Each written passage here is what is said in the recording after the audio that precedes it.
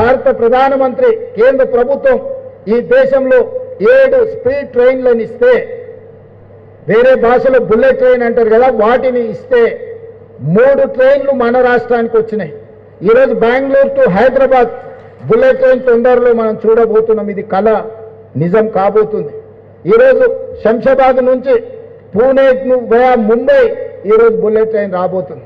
ఇవాళ శంషాబాద్ నుంచి మనకు అమరావతి నుంచి చెన్నై ఈరోజు బుల్లెట్ ట్రైన్ రాబోతుంది.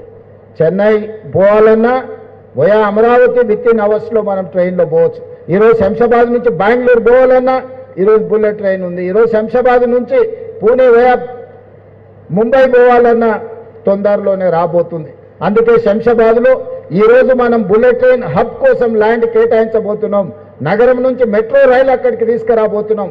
అక్కడనే ఒక పెద్ద బస్ టెర్మినల్, వివిధ జిల్లాల నుంచి వివిధ రాష్ట్రాల నుంచి బస్సుల్లో ప్రయాణించే వాళ్ళు అక్కడికి వచ్చేస్తే కావలసిన వాళ్ళు వెళ్ళాల్చుకున్న బుల్లెట్ ట్రైన్ హబ్లో వాళ్ళు అక్కడనే డైరెక్ట్గా జాయిన్ కావచ్చు.